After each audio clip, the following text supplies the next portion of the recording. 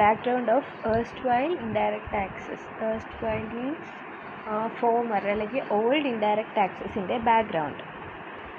ഇന്ത്യയിലെ supreme law എന്ന് പറയുന്നത് ഇന്ത്യൻ കോൺസ്റ്റിറ്റ്യൂഷനാണ്. അതുകൊണ്ട് തന്നെ കോൺസ്റ്റിറ്റ്യൂഷനെ അൾട്രാ വയർ ചെയ്യുന്ന അല്ലെങ്കിൽ ബിയോണ്ട് ദി കോൺസ്റ്റിറ്റ്യൂഷൻ പോകുന്നു. ദാറ്റ് മീൻസ് കോൺസ്റ്റിറ്റ്യൂഷന് കൺഫേം ആയിട്ട് അല്ലാത്ത എനി ടാക്സ് ലോ, ഏതൊരു ടാക്സ് ലോയും എന്താണ്, ഇല്ലീഗലും വോയിഡുമാണ്. അതായത് കോൺസ്റ്റിറ്റ്യൂഷനെ അൾട്രാ വയർ ചെയ്തുകൊണ്ട് ഒരു ടാക്സ് ലോയും വരാൻ പാടില്ല.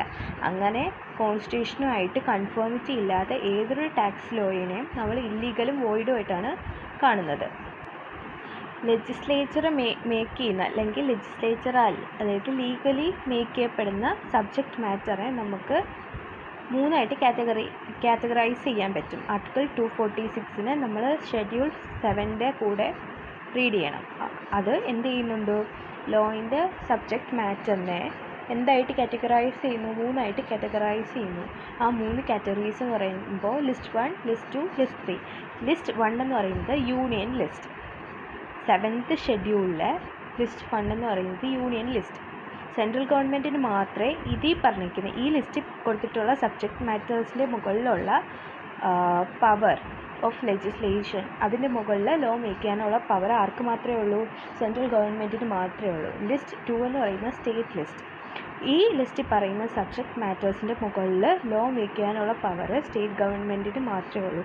ലിസ്റ്റ് 3 എന്ന് പറയുന്നത് കൺകറൻറ്റ് ലിസ്റ്റ്. അതായത് സെൻട്രൽ ഗവൺമെൻറ്റിനും സ്റ്റേറ്റ് ഗവൺമെൻറ്റിനും ഈ ലിസ്റ്റിൽ പറയുന്ന സബ്ജക്റ്റ് മാറ്റേഴ്സിൻ്റെ മുകളിൽ ലെജിസ്ലേഷൻ പാസ് ചെയ്യാൻ അല്ലെങ്കിൽ ലോ മേക്ക് ചെയ്യാനുള്ള പവറുണ്ട്. രണ്ട് പേർക്കും ഉണ്ട്, സ്റ്റേറ്റ് ഗവൺമെൻറ്റിനും സെൻട്രൽ ഗവൺമെൻറ്റിനും ഉണ്ട്. ഇനി കുറച്ച് ലിസ്റ്റ്, അതായത് യൂണിയൻ ലിസ്റ്റ്, സ്റ്റേറ്റ് ലിസ്റ്റിലേക്ക് പറയുന്ന എന്തൊക്കെയാണ് കുറച്ച് എൻട്രീസ്, മേജർ എൻട്രീസാണ് നമ്മളിനി പറയാൻ പോകുന്നത്. യൂണിയൻ ലിസ്റ്റ് അല്ലെങ്കിൽ ലിസ്റ്റ് 1 എൻട്രി 82 എന്ന് പറയുന്നത് income tax. Taxes on income other than agricultural income. Agricultural ഇൻകത്തിൻ്റെ മുകളിൽ ടാക്സ് മേക്ക് ചെയ്യാനുള്ള പവർ സ്റ്റേറ്റ് ഗവൺമെൻറ്റിനാണ്. സോ അത് ലിസ്റ്റ് 2 വരും. സോ അഗ്രികൾച്ചറൽ ഇൻകം ഒഴികെയുള്ള എല്ലാ ഇൻകത്തിൻ്റെയും മുകളിൽ ടാക്സ് ലെവി ചെയ്യാൻ ഉള്ള പവർ അത് എൻട്രി 82 ആണ്. ആർക്ക് കൊടുക്കുന്നത്, സെൻട്രൽ ഗവൺമെൻറ്റിന് കൊടുക്കുന്നത്. അതായത് സെൻട്രൽ ഗവൺമെൻറ്റിന് അഗ്രികൾച്ചറൽ ഇൻകം ഒഴികെ ബാക്കി എല്ലാ ഇൻകത്തിൻ്റെയും മുകളിൽ ടാക്സ് ലെവി ചെയ്യാനുള്ള പവറുണ്ട്, അതായത് ഇൻകം ടാക്സ്. ഇനി എൻട്രി 83, അതായത് കസ്റ്റംസ് ആക്ട്. അതായത് എക്സ്പോർട്ട് ഡ്യൂട്ടി ഇൻക്ലൂഡഡ് ആയിട്ട് ഉള്ള കസ്റ്റംസിൻ്റെ മുകളിലുള്ള ഡ്യൂട്ടി അല്ലെങ്കിൽ ടാക്സ് ലെവി, അതായത് കസ്റ്റംസിൻ്റെ മുകളിലുള്ള ഡ്യൂട്ടി, അതിനെയാണ് നമ്മൾ എന്തെന്ന് പറയുന്നത്, എൻട്രി 83. അതുവഴിയാണ്, എൻട്രി 83 വഴിയാണ് സെൻട്രൽ ഗവൺമെൻറ്റിന് കസ്റ്റംസ് ആക്ട് വഴി അല്ലെങ്കിൽ കസ്റ്റംസിൻ്റെ ഡ്യൂട്ടി കളക്ട് ചെയ്യാനുള്ള അധികാരം കൊടുക്കുന്നത്. അല്ലെങ്കിൽ കസ്റ്റംസ് ആക്ട് വഴി പോലുള്ള ആക്ട് കൊണ്ടുവന്ന് കസ്റ്റം ഡ്യൂട്ടി കളക്ട് ചെയ്യാൻ ഉള്ള പവർ കൊടുത്തിട്ടുള്ളത്. Entry 84, duty of excise on tobacco and other goods manufactured or produced in India except. താഴെ പറയുന്നത് ഒഴികെ ഉള്ള മാനുഫാക്ചറിങ് അല്ലെങ്കിൽ production of goods and tobacco and മറ്റ് ഗുഡ്സ്, അതിൻ്റെ മാനുഫാക്ചറിങ് അല്ലെങ്കിൽ പ്രൊഡക്ഷൻ ഇന്ത്യയിൽ നടത്തണമെങ്കിൽ അതിൻ്റെ മുകളിൽ എക്സൈസ് ഡ്യൂട്ടി കളക്ട് ചെയ്യണം. അത് കൊണ്ടുവന്നിട്ടുള്ളത് എൻട്രി 84 പ്രകാരമാണ്. എൻട്രി 84 പ്രകാരം സെൻട്രൽ ഗവൺമെൻറ്റിന് അതിൻ്റെ മുകളിലുള്ള ടാക്സ്, അതിൻ്റെ മുകളിലുള്ള ലെവി, അതിന് പവറുണ്ട്. എക്സെപ്റ്റ് എന്തൊക്കെ ഒഴികെയുള്ള ഗുഡ്സിൻ്റെ മുകളിലുള്ള എക്സൈസ് ഡ്യൂട്ടി കളക്ട് ചെയ്യാനാണ് സെൻട്രൽ ഗവൺമെൻറ്റിന് അധികാരമുള്ളത്. First 1, alcoholic liquor for human കൺസംഷന് വേണ്ടിയിട്ടുള്ള ആൽക്കഹോളിക് ലിക്കർ, അതിൻ്റെ മുകളിൽ അതിൻ്റെ ലെവിക്ക് വേണ്ടിയിട്ട് ആക്ട് കൊണ്ടുവരാൻ അല്ലെങ്കിൽ അതിൻ്റെ മുകളിൽ ലെജിസ്ലേച്ചർ പാസ് ചെയ്യാൻ ആർക്ക് അധികാരമില്ല, സെൻട്രൽ ഗവൺമെൻറ്റിന് അധികാരമില്ല. അതുപോലെ opium, Indian hemp, other narcotic drugs and narcotics, but including medicinal and toilet preparations containing alcohol, opium, Indian hemp, or narcotic drugs or narcotics, that is Central Excise Act. അത് ഇവിടെ ഉദ്ദേശിക്കുന്നത് central excise act ആണ്. നമ്മൾ duty of excise, അതായത് central excise ആക്റ്റാണ് ഇവിടെ ഉദ്ദേശിക്കുന്നത്. ഇനി നമ്മൾ എക്സെപ്ഷൻ ഫസ്റ്റ് പറഞ്ഞു alcoholic liquor for human consumption, അതുപോലെ വരുന്നതാണ് ഒപ്പിയം, ഇന്ത്യൻ ഹെമ്പ് പോലുള്ള മറ്റ് നർക്കോട്ടിക് ഡ്രഗ്സും, മാത്രമല്ല നർക്കോട്ടിക്സും. ഇനി ഇതിൽ എന്തൊക്കെ ഇൻക്ലൂഡഡ് ആണ് ഈ എൻട്രി 84-ൽ? മെഡിസിനൽ ആൻഡ് ടോയ്ലറ്റ് പ്രിപ്പറേഷൻ, ആൽക്കഹോളിൻ്റെ ആയാലും ഒപ്പിയം ആയാലും ഇന്ത്യൻ ഹെമ്പ് ആയാലും നർക്കോട്ടിക് ഡ്രഗ്സ് ആയാലും നർക്കോട്ടിക്സ് ഒക്കെ യൂസ് ചെയ്ത് ടോയ്ലറ്റ്രീസ് അല്ലെങ്കിൽ ടോയ്ലറ്റ് പ്രിപ്പറേഷൻസ്, മെഡിസിനൽ പ്രിപ്പറേഷൻ, അതിനൊക്കെ ഇത് യൂസ് ചെയ്താൽ കുഴപ്പമില്ല. പക്ഷേ അല്ലാത്ത യൂസേജിനെയാണ് ഇവിടെ യൂസേജിൻ്റെ മുകളിൽ ടാക്സ് കളക്ട് ചെയ്യുക അല്ലെങ്കിൽ ലെവി ചെയ്യുക, അതിനാണ് ഇവിടെ എന്തുള്ളത്? പ്രൊഹിബിഷൻ ഉള്ളത്. Entry 86, tax on capital value of അസറ്റിൻ്റെ ക്യാപിറ്റൽ വാല്യൂവിൻ്റെ മുകളിൽ ടാക്സ് കളക്ട് ചെയ്യുക. Exclusive of agricultural land of ഇൻഡിവിജ്വലും കമ്പനീസും.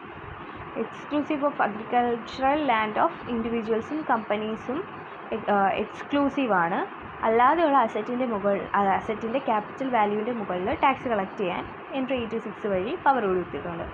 അതുപോലെ ടാക്സ് ഓൺ ക്യാപിറ്റൽ ഓഫ് കമ്പനിയുടെ ഇൻഡിവിജ്വൽസിൻ്റെയും കമ്പനീസിൻ്റെയും അസറ്റ്സ്, അതുപോലെ കമ്പനീസിൻ്റെ ക്യാപിറ്റൽ, അതിൻ്റെ മുകളിലുള്ള ടാക്സ്, ഇതെന്ന് പറയുന്നത് വെൽത്ത് ടാക്സാണ് ഇവിടെ ഉദ്ദേശിച്ചിരിക്കുന്നത്. ഇനി എൻട്രി 92A, ചില ഗുഡ്സിൻ്റെ എന്തൊക്കെ മിക്കുള്ള ഗുഡ്സിൻ്റെയും സെയിൽ പർച്ചേസ്, അതിൻ്റെ മുകളിൽ ടാക്സ് കളക്ട് ചെയ്യാം.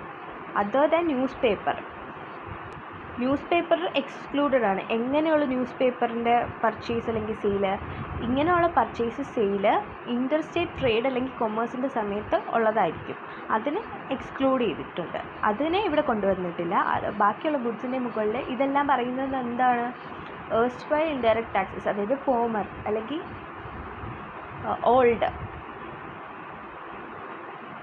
ഓൾഡ് ആയിട്ടുള്ള ഇൻഡയറക്റ്റ് ടാക്സ് റെജീമാണ് നമ്മൾ പറയുന്നത്. പണ്ടൊക്കെ ഉണ്ടായിരുന്നതാണ് സെൻട്രൽ സെയിൽസ് ടാക്സ്, GSTക്കൊക്കെ പകരം ഉണ്ടായിരുന്നതാണ് central sales tax, central sales act, ഇതുപോലെയുള്ള മാനുഫാക്ചറിങ് പ്രൊഡക്ഷൻ ഒന്നും ഇപ്പോൾ നോക്കുന്നില്ല. ഇപ്പോൾ നമ്മൾ GST വന്നപ്പോൾ ഗുഡ്സിൻ്റെയും സർവീസസിൻ്റെയും സപ്ലൈ അത് മാത്രമേ നോക്കുന്നുള്ളൂ.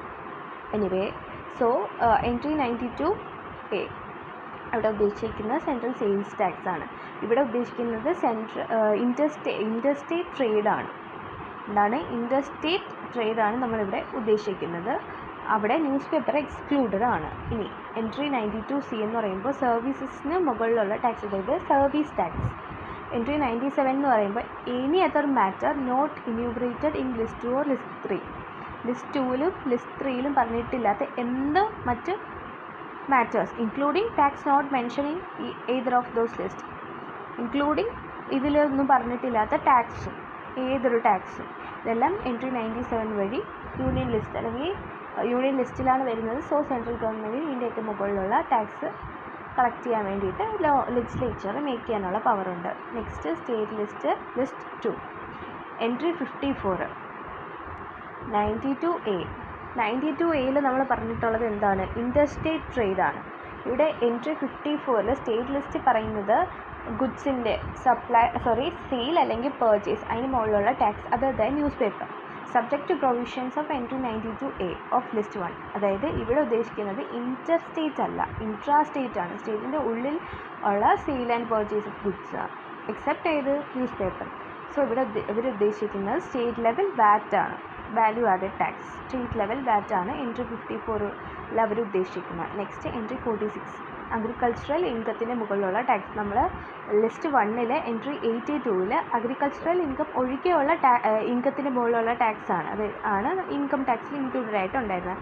ഇവിടെ സ്റ്റേറ്റ് ലിസ്റ്റിൽ എൻട്രി 46 നമ്മൾ അപ്പോൾ എക്സ്ക്ലൂഡ് ചെയ്തിരുന്ന അഗ്രികൾച്ചറൽ ഇൻകം, അതിൻ്റെ മുകളിലുള്ള ടാക്സ് ആണ് ഈ സ്റ്റേറ്റ് ലിസ്റ്റിൽ എൻട്രി 46 വരുന്നത്. നെക്സ്റ്റ് എൻട്രി 60 ഇവിടെ നമ്മൾ ഉദ്ദേശിക്കുന്നത് പ്രൊഫഷണൽ ടാക്സ് ആണ്, അതായത് പ്രൊഫഷൻ, ട്രേഡ്, കോളിങ്സ്, എംപ്ലോയ്മെൻറ്റ് ഇതിൻ്റെയൊക്കെ മുകളിലുള്ള ടാക്സ്, അതായത് പ്രൊഫഷണൽ ടാക്സ് ആണ് എൻട്രി 60 ഉദ്ദേശിക്കുന്നത്. നെക്സ്റ്റ് ഈ എൻട്രി 51 താഴെ പറയുന്ന ഗുഡ്സ് അതിൻ്റെ മാനുഫാക്ചറിങ് അല്ലെങ്കിൽ പ്രൊഡക്ഷൻ, സ്റ്റേറ്റിൽ അതിൻ്റെ മാനുഫാക്ചറിങ് അല്ലെങ്കിൽ പ്രൊഡക്ഷൻ്റെ മുകളിൽ ഉള്ള എക്സൈസ് ഡ്യൂട്ടി, സ്റ്റേറ്റ് എക്സൈസ് ഡ്യൂട്ടിയാണ് ഇവിടെ ഉദ്ദേശിക്കുന്നത്. സോ അല്ലെങ്കിൽ മറ്റ് കൗണ്ടർ വെയിലിംഗ് ഡ്യൂട്ടീസ്, ഇതുമായിട്ട് അസോസിയേറ്റ് ചെയ്തിട്ടുള്ള countervailing duties same rate അല്ലെങ്കിൽ lower rate on similar goods, ഇങ്ങനെയുള്ള നമ്മൾ പറയുന്ന ഈ താഴെ പറയുന്ന ഗുഡ്സ് പോലുള്ള സിമിലർ ഗുഡ്സ് മാനുഫാക്ചർ അല്ലെങ്കിൽ പ്രൊഡ്യൂസ് ചെയ്യാൻ ഇന്ത്യയിലല്ലാതെ വേറെ സ്ഥലത്ത് മാനുഫാക്ചറിങ് അല്ലെങ്കിൽ പ്രൊഡക്ഷൻ നടത്താൻ വേണ്ടിയിട്ട് സെയിം റേറ്റ് അല്ലെങ്കിൽ ലോവർ റേറ്റിൽ ഉള്ള കൗണ്ടർ വെയിലിംഗ് ഡ്യൂട്ടീസും അതുപോലെ ഈ പറയുന്ന ഗുഡ്സിൻ്റെ മാനുഫാക്ചറിങ് അല്ലെങ്കിൽ പ്രൊഡക്ഷൻ ഇൻ സ്റ്റേറ്റിൽ ഓൺ അതിൻ്റെ മുകളിലുള്ള എക്സൈസ് ഡ്യൂട്ടി. ഇതാണ് ഇവിടെ എൻട്രി 51 ഉദ്ദേശിച്ചിരിക്കുന്നത്. ആൾക്ക് നമ്മൾ പറയുന്ന ഗുഡ്സ് ഏതൊക്കെയാണ്, ഇവിടെ വരുന്ന ഗുഡ്സ് നമ്മൾ നേരത്തെ എക്സ്ക്ലൂഡ് ചെയ്ത് ആൽക്കഹോളിക് ലിക്കർ ഫോർ ഹ്യൂമൻ കൺസംഷനും opium, Indian hemp, other narcotic drugs and narcotics but not including medicinal and toilet preparation containing alcohol or opium or Indian hemp or narcotic drugs or narcotics. അവിടെ നമ്മൾ മെഡിസിനലും toilet പ്രിപ്പറേഷനും entry 84 included ആയിരുന്നു. പക്ഷേ entry 51 അത് excluded ആണ്. ബാക്കിയുള്ള opium, Indian hemp, other നർക്കോട്ടിക് ഡ്രഗ്സും നർക്കോട്ടിക്സും അതുപോലെ നേരത്തെ നമ്മൾ എക്സ്ക്ലൂഡ് ചെയ്തിരുന്ന ആൽക്കഹോളിക് ലിക്കർ ഫോർ ഹ്യൂമൻ കൺസംഷനും ഇതാണ് എൻട്രി 51 വരുന്നത്. സോ ഇവിടെ നമ്മൾ യൂണിയൻ ലിസ്റ്റും സ്റ്റേറ്റ് ലിസ്റ്റുമാണ്. ലിസ്റ്റിലെ കുറച്ച് ഇമ്പോർട്ടൻ്റ് ആയിട്ടുള്ള മേജർ എൻട്രീസാണ് നമ്മളിപ്പോൾ പറഞ്ഞത്.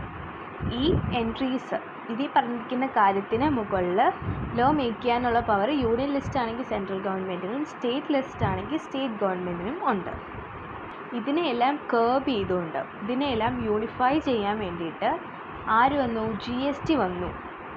വൺ നേഷൻ വൺ ടാക്സ് എന്ന് പറയുന്ന ഒരു ഐഡിയ സിസ്റ്റത്തിൽ ഇൻട്രൊഡ്യൂസ് ചെയ്തുകൊണ്ട് GST വന്നു. വൺ നേഷൻ വൺ ടാക്സ്, ഒരു നേഷന് ഒരു ടാക്സ്. മുമ്പ് കാസ്കേഡിങ് എഫക്റ്റ് ഓഫ് ടാക്സ് ഉണ്ടായിരുന്നു, അതൊക്കെ നമുക്കിനി പഠിക്കാം. കാസ്കേഡിങ് എഫക്റ്റ് എന്ന് പറയുമ്പോൾ ടാക്സിന് മുകളിൽ ടാക്സ് കളക്ട് ചെയ്യുക, അങ്ങനെ ഒരു ഐഡിയ മുന്നേ ഉണ്ടായിരുന്നു. പക്ഷേ ഇപ്പം ഒരു നേഷൻ ഒരു ടാക്സ് എന്നുള്ളൊരു ഐഡിയ കൊണ്ടുവരാൻ വേണ്ടിയിട്ട് GST ഇൻട്രൊഡ്യൂസ് ചെയ്തു. സോ GST എന്ന് പറയുന്ന ഒറ്റ ടാക്സിൻ്റെ കീഴിൽ പല central and state government levy ചെയ്തിരുന്ന പല ഇൻഡയറക്റ്റ് ടാക്സസും സബ്സ്യൂം ചെയ്യപ്പെട്ടിട്ടുണ്ട്, അതായത് ചുരുങ്ങിപ്പോയിട്ടുണ്ട്. അതായത് പണ്ട് കുറേ ഇൻഡയറക്റ്റ് ടാക്സസ് ഉണ്ടായിരുന്നു, പക്ഷേ അതെല്ലാം യൂണിഫൈ ചെയ്തുകൊണ്ട് അതിനെല്ലാം കൂടെ സബ്സ്യൂം ചെയ്തുകൊണ്ട് ഇപ്പോൾ ഒറ്റ ടാക്സ് ആയിട്ടുള്ള GST എന്ന് പറയുന്ന ഒരു ഇൻഡയറക്റ്റ് ടാക്സ് ഇൻട്രൊഡ്യൂസ് ചെയ്തു. അതാണ് ഇപ്പോൾ നമ്മൾ നിലവിൽ യൂസ് ചെയ്യുന്നത്. നെക്സ്റ്റ് നമ്മൾ നേരത്തെ പറഞ്ഞ കസ്കേഡിങ് ഇഫക്റ്റ് ഓഫ് ടാക്സ് അല്ലെങ്കിൽ ടാക്സ് ഓൺ ടാക്സ് എന്ന് പറയുന്ന ഒരു കോൺസെപ്റ്റാണ് പഠിക്കാൻ പോകുന്നത്. പ്രീ GST റെജിമിൽ GST വരുന്നതിന് മുമ്പുള്ള ടൈമിൽ മാനുഫാക്ചർ A 1,00,000 വർത്ത് ആയിട്ടുള്ള ഗുഡ്സ് B എന്ന് പറയുന്ന ഒരു ഡീലറിന് സെല്ല് ചെയ്തു ഗുജറാത്തിൽ നിന്ന് ഹരിയാനയിലേക്ക്. അവിടെ അയാൾ എക്സൈസ് ഡ്യൂട്ടിയും സെൻട്രൽ സെയിൽസ് ടാക്സും കളക്ട് ചെയ്ത് പേ ചെയ്യാനുള്ള ലയബിലിറ്റി അയാൾക്കുണ്ടായിരുന്നു. Excise duty at 12% and central sales tax at 2% respectively. കാരണം ഇത് വന്നിട്ട് ഇൻ്റർസ്റ്റേറ്റ് സെയിലാണ്. സെയിൽ മീൻസ് സ്റ്റേറ്റ്സ് തമ്മിലുള്ള ഒരു ട്രാൻസാക്ഷനാണ്. സോ ഇൻ്റർസ്റ്റേറ്റ് സെയിലാണ് ഇവിടെ. ഗുജറാത്ത് ടു ഹരിയാന എന്ന് പറയുമ്പോൾ അവിടെ 2 സ്റ്റേറ്റ് ഇൻക്ലൂഡഡ് ആണ്. ഒരു സ്റ്റേറ്റിൽ നിന്ന് മറ്റ് സ്റ്റേറ്റിലോട്ടുള്ള ഒരു സെയിലാണ് ഇവിടെ ഉള്ളത്. സോ സെൻട്രൽ സെയിൽസ് ടാക്സും എക്സൈസ് ഡ്യൂട്ടി എന്തിൻ്റെ മുകളിലാണ്? അയാൾ മാനുഫാക്ചർ ചെയ്ത ആ മാനുഫാക്ചേർഡ് ഗുഡ് അല്ലെങ്കിൽ മാനുഫാക്ചറിങ്ങിൻ്റെ മുകളിൽ നമ്മൾ അടയ്ക്കേണ്ടതാണ് excise duty, central excise duty പോലെ. ആൻഡ് സെൻട്രൽ സെയിൽസ് ടാക്സ് എന്ന് ഇവിടെ സെൻട്രൽ സെയിൽസ് ടാക്സ് വരാൻ കാരണം ഇൻ്റർസ്റ്റേറ്റ് സെയിലായുണ്ട്. ഇൻട്രാ സ്റ്റേറ്റ് സെയിലായിരുന്നു ഇവിടെ സ്റ്റേറ്റ് വാറ്റ് വന്നേനെ. നമുക്ക് ലേറ്റർ ഡിസ്കസ് ചെയ്യാം. ഡീലർ B ആർക്ക് സെല്ല് ചെയ്തു? Dealer C in Haryana. അതായത് ഹരിയാനയിലുള്ള ഡീലർ B ഡീലർ C എന്ന് പറയുന്ന ഹരിയാനയിലുള്ള മറ്റൊരാൾക്ക്, അതായത് ഇവിടെ വരുന്നത് ഇൻട്രാ സ്റ്റേറ്റ് ആണ് വരുന്നത്. ആഫ്റ്റർ ആഡിങ് 10,000 റുപ്പീസ് ആഡ് ചെയ്തിട്ട് അതിൻ്റെ മുകളിൽ അയാൾ സെയിൽ ചെയ്തു. അവിടെ നമ്മൾ ചാർജ് ചെയ്യുന്നത് വാറ്റാണ്. ഞാൻ പറഞ്ഞില്ലേ സ്റ്റേറ്റ് വാറ്റാണ്, കാരണം അത് ഇൻട്രാ സ്റ്റേറ്റ് സെയിൽ ആയതുകൊണ്ട്. On such sale at 12%. അവിടെ 12% അതിൻ്റെ മുകളിൽ സ്റ്റേറ്റ് വാറ്റും കൂടെ ആഡ് ചെയ്തിട്ട് വേണം അയാളുടെ കയ്യിൽ നിന്ന് കളക്ട് ചെയ്ത് പേ ചെയ്യാൻ. So transaction between A and B, എയും ബിയും തമ്മിലുള്ള ട്രാൻസാക്ഷൻ. സെയിൽ പ്രൈസ് എന്ന് പറയുന്നത് 1 lakh ആണ്. എക്സൈസ് ഡ്യൂട്ടി 12% വരുന്നത് നമ്മൾ പറഞ്ഞത്, 12,000 വരും. അപ്പോൾ നമുക്ക് 1,00,000 പ്ലസ് 12,000 1,12,000 ആയി. അതിൻ്റെ മുകളിൽ സെൻട്രൽ സെയിൽസ് ടാക്സ് അറ്റ് 2%, അതായത് 2,240. അതിൻ്റെ മുകളിലാണ് എക്സൈസ് ഡ്യൂട്ടി ആഡ് ചെയ്ത എമൗണ്ടിൻ്റെ മുകളിലാണ് നമ്മൾ സെൻട്രൽ സെയിൽസ് ടാക്സ് കാൽക്കുലേറ്റ് ചെയ്യേണ്ടത്. അപ്പോൾ 2,240 സെൻട്രൽ സെയിൽസ് ടാക്സ് വന്നു. അതോടെ ആഡ് ചെയ്തപ്പോൾ ടോട്ടൽ ഇൻവോയ്സ് വാല്യൂ 1,14,240 വന്നു. അതുപോലെ ബിയും സിയും തമ്മിലുള്ള ട്രാൻസാക്ഷൻ എന്ന് പറയുമ്പോൾ സെയിൽ പ്രൈസ് എന്ന് പറയുന്നത് 1,14,240 പ്ലസ് ഒരു 10,000 അയാൾ പ്രോഫിറ്റ് ആഡ് ചെയ്തത്. അങ്ങനെ 1,24,240 നമ്മൾ എന്ത് ആഡ് ചെയ്യണം? വാറ്റ് അറ്റ് 12%, വാറ്റ് 14,909. രണ്ടുകൂടെ ആഡ് ചെയ്ത് വരുമ്പോൾ ടോട്ടൽ ഇൻവോയ്സ് വാല്യൂ 1,39,149 വരും. സോ ഗവൺമെൻറ്റിന് എത്ര ടാക്സ് പോയി? ആദ്യം എക്സൈസ് ഡ്യൂട്ടി ആയിട്ട് 12,000 പോയി, സെൻട്രൽ സെയിൽസ് ടാക്സ് ആയിട്ട് 2,240 പോയി, വാറ്റ് ആയിട്ട് 14,909 പോയി. അങ്ങനെ ടോട്ടൽ 29,149 പോയി. ഈ ഒരു ടാക്സ് റെജീമിൽ വാറ്റ് എമൗണ്ടിൻ്റെ കമ്പോണൻസ് ആണ് പറയുന്നത്. Amount on actual price. Actual പ്രൈസിൻ്റെ മുകളിൽ 1,00,000 ഇൻറ്റു 12,000, അതായത് 12,000 പോയി. എക്സൈസ് ഡ്യൂട്ടി ആയിട്ട് 1,440, അതായത് 12,000 ഇൻറ്റു 12% ആണ്. ആ 12,000ൻ്റെ മുകളിൽ 12%, 1,440 പോയി. അതുപോലെ സി എസ് ടിയുടെ മുകളിൽ നമ്മൾ 2,240 ആണ് സി എസ് ടി ആയിട്ട് ആഡ് ചെയ്തത്. അതിൻ്റെ മുകളിൽ 12% ആണ് വാറ്റ് എമൗണ്ടിൽ വരുന്നത്, അതായത് 216 ആണ്. അതുപോലെ VAT percentage 12%, value added by B, അതായത് അയാളുടെ പ്രോഫിറ്റ് 10,000ൻ്റെ മുകളിൽ 12%, അതായത് 1,200. ഇങ്ങനെ ടോട്ടൽ 14,909 ആണ് വാറ്റായിട്ട് വന്നത്. ഇവിടെ ഈ ഒരു വാറ്റ് എമൗണ്ടിൻ്റെ കോമ്പോണൻസ് എന്ന് പറയുമ്പോൾ ഓരോന്നിലും എന്ത് വരും? അയാളുടെ ആക്ച്വൽ പ്രൈസ് എന്ന് പറയുന്നത് 1,00,000 ആയിരുന്നു, അതിൻ്റെ മുകളിൽ 12%. അതുപോലെ എക്സൈസ് ഡ്യൂട്ടി 12,000 ആണ് വന്നത്, അതിൻ്റെ മുകളിൽ 12%.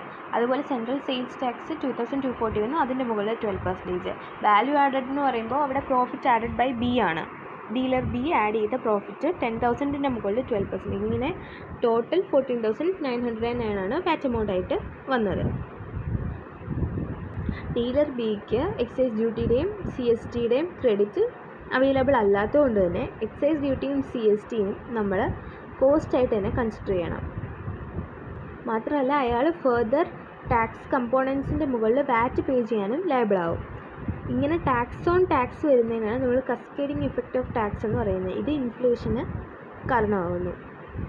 ജി എസ് ടി ലോയിലാണ് ഇതേ ട്രാൻസാക്ഷൻ വന്നത്. മാത്രമല്ല ജി എസ് ടി റേറ്റ് 12% ആയിരുന്നെങ്കിൽ കാൽക്കുലേഷൻ ഇപ്രകാരം വന്നത്. എയും ബിയും തമ്മിലുള്ള ട്രാൻസാക്ഷനിൽ സെയിൽ പ്രൈസ് 1,00,000 ആയിരുന്നു, അതിൻ്റെ മുകളിൽ ജി എസ് ടി 12%, അങ്ങനെ 12,000 ആഡ് ചെയ്ത് ടോട്ടൽ ഇൻവോയ്സ് വാല്യൂ 1,12,000 വന്നത്.